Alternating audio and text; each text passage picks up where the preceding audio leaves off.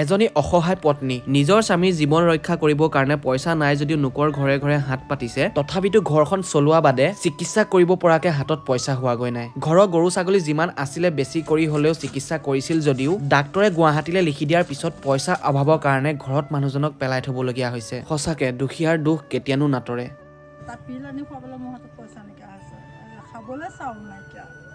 যোৱাকালি ৰাহুল দায়ে মোক খবৰ দিছিলে, সেয়েহে ৰাহুল দাক লৈ অসহায় মানুহগৰাকীৰ ওচৰত সহায় হাত আগবঢ়াবলৈ আহিলো। আৰু মানুহজনৰ হৈছে ব্ৰেইন ষ্ট্ৰক, মূৰটোৰ এটা চাইডে তেজখিনি গোটা বান্ধি ৰখি থাকে। এজনী হৈছে মোৰ মা লগৰ মা, মানে এনেকুৱা এটা অৱস্থাত আছে যি নেকি পইচা এটকাৰ কাৰণে কান্দিবলগীয়া হৈছে। আৰু স্বামী মানে মোৰ দেউতাৰ লগৰ দেউতা হ'ব, স্বামীজনো এতিয়া বিচনাত পৰি আছে আৰু সেইকাৰণে মানে বহুতে দুখত আছে আৰু চলিবলৈ বহুতে দিগদাৰ হৈছে বুলি কৈছে। চাউল পাতিৰ পৰা ধৰি পানি বহুতখিনি খুজিবলৈ যায়, যি পায় তাকে আনি পানি চলে। আৰু বাকী বহুত দুখৰ কথা এনেকুৱা আমাৰ অসমীয়া পৰিয়ালত এনেকুৱা এটা ঘটনা হৈ আছে। বাকী আমিবিলাকে গম পোৱা নাই, বাকী এনেকৈ দুই এজনে দিলেও গম পালে আৰু গম পোৱাৰ পিছত সহায়ো কৰিলেহি, হয় নাই?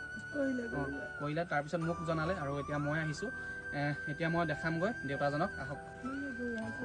কেনেকৈ উপায় খাইছোঁ ভাত এতিয়া ন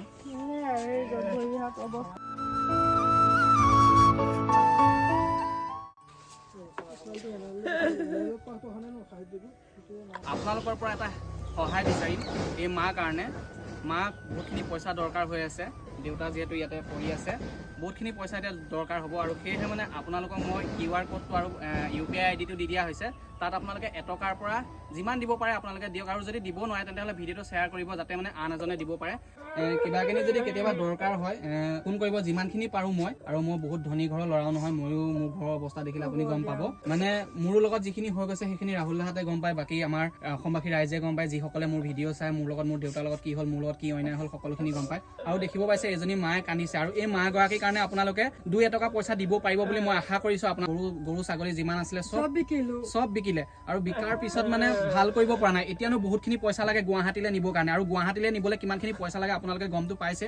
আৰু সেয়েহে এই মাৰ কাৰণে আপোনালোকে 10-20 টকা দিব বুলি মই বাৰে বাৰে কৈছোঁ। আপোনালোকে 10-20 টকা এটা দিব বুলি আশা কৰিলোঁ।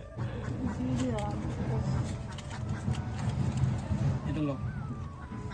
ইউটিউবাৰ জনপ্ৰিয় ইউটিউবাৰ আকাশ ভাইক অকণমান আন্তৰিকতা ধন্যবাদ জনাব বিচাৰিছোঁ, যিহেতু মই দিয়া খবৰ অনুসৰি মোৰ ফোনৰ অনুৰোধ ৰক্ষা কৰি পেলাই আজি এই দুৰ্ভগীয়া মানুহ ঘৰত উপস্থিত হৈহি আকাশ ভাই নিজৰে বৰ্তমান দেউতাক ঢুকাল, তেখেতে নিজৰ অৱস্থা একেবাৰে বেয়া হৈছে। তাৰ মাজতো এই ঘৰখনলৈ টকা 1000 আকাশ ভাই তেখেতৰ হাতৰ পৰা আগবঢ়োৱাৰ কাৰণে বহুত বহুত ধন্যবাদ আকাশ ভাইলৈ জনালোঁ। আৰু লগতে পুনৰবাৰ অসমৰ চৰকাৰলৈ অনুৰোধ জনালোঁ যে সেই দুৰ্ভগীয়া পৰিয়ালটোক সহায় কৰে, আৰু লগতে অসমবাসী ৰাইজলৈ অনুৰোধ জনালোঁ যে আকাশ ভাই চেনেলটো আপোনালোকে অকণমান আগবাঢ়ি যোৱাত সহায় কৰক, আৰু তাৰ নতুন নতুন ভিডিঅ'বোৰ, নতুন নতুন দুৰ্ভগীয়া ৰাইজক সহায় কৰা ভিডিঅ'বোৰ অকণমান ঠেলি দিয়ক, শ্বেয়াৰ কৰক।